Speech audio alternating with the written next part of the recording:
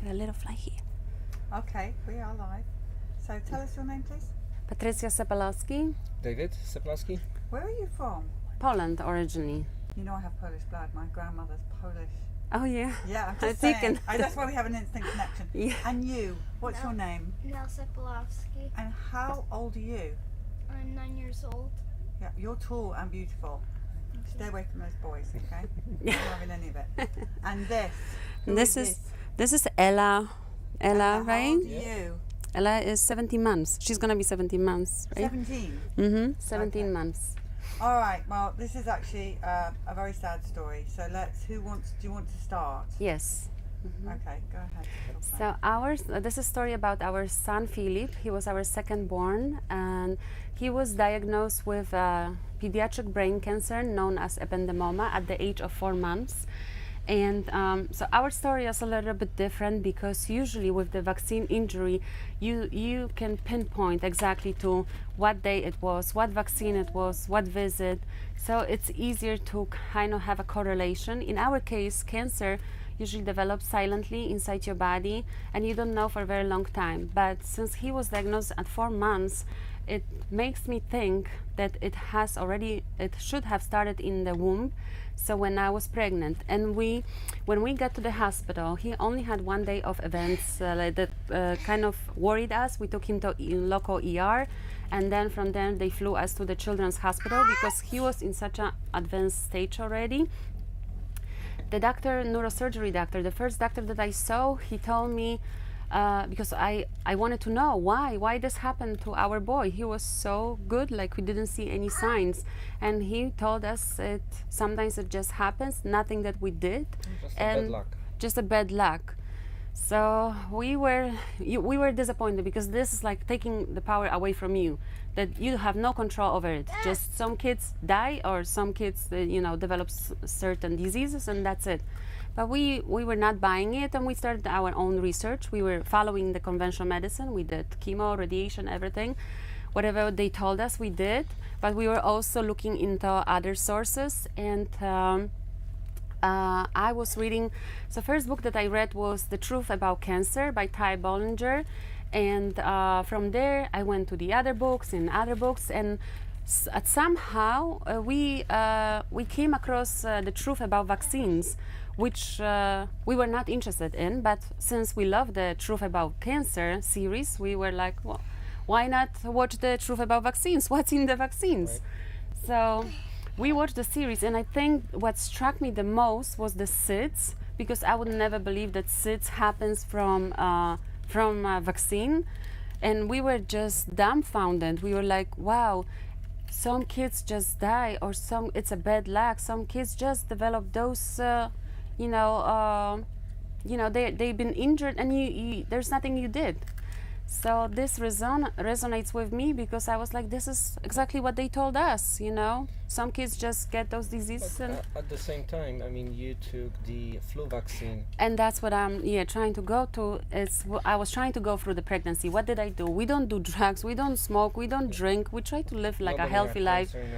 Yeah, I stay from like painkillers, antibiotics. Like I don't remember when I took my last one. So we try to we were thinking maybe it's our diesel car because I was commuting to work a lot, and I was like, maybe those fumes from diesel. You heard there was a story with the Volkswagen that they were cheating on the fumes. They were actually more harmful than they said. So we sold the car, but still, after learning about the vaccines, I was like, wait a second. Did the vaccine have anything to do with our son's, diagnosis? So then one time I listened to Robert F. Kennedy interview, and where he mentioned the Burbach study, where they look at the monkeys, and so they couldn't find any trace of mercury after the injection into the bloodstream, but after they tested the monkeys post-mortem, they noticed that the mercury is all in the brain, and that's where my son's cancer started, in the brain. So I'm thinking like, wait a second, so I'm taking this vaccine, this goes straight to my blood, then through the placenta to his blood, and then it ends up in his brain causing, and every cancer has a primary infection and then inflammation.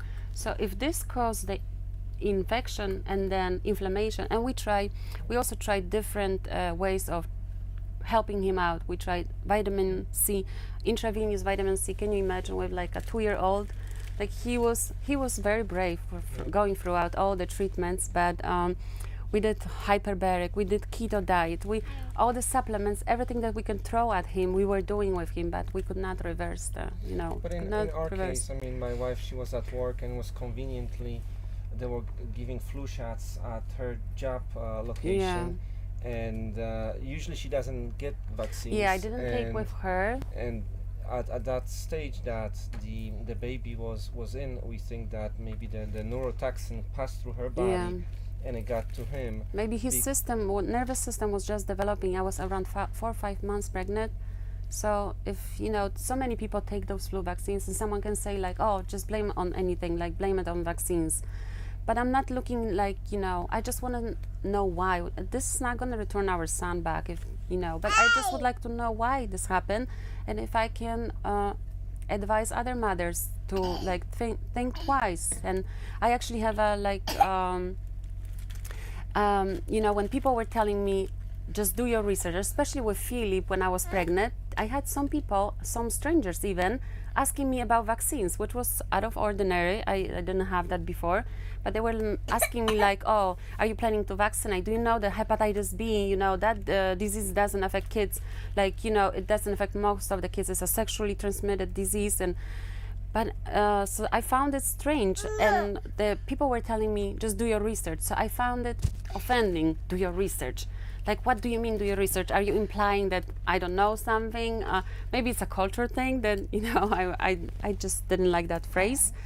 And so I would say to any future mom, and I'm trying to speak out when I see like my friend going through pregnancy, or, whoever wants to listen, whoever is open, I would say just watch the vaccine series, Truth About Vaccines. Follow doctors who are featured in those vaccines, Dr. Sherry Tenpenny, Dr. Paul Thomas, Barbara Lowe Fisher. Follow their work and see what they are doing for decades now, trying to warn people about the harms from vaccination.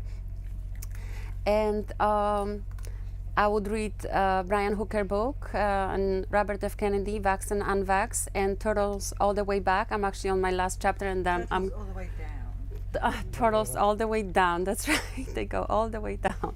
There's no stopping there. And if you still have questions, if you still are not sure what to do, then speak to your pediatrician and ask him, what is in this vaccine that you are about to give my child? What adjuvants? And what are the safety levels when we talk about aluminum? And if he can show you an excerpt from CDC website to show the safety levels, what is the safe level of, let's say, aluminum in the blood?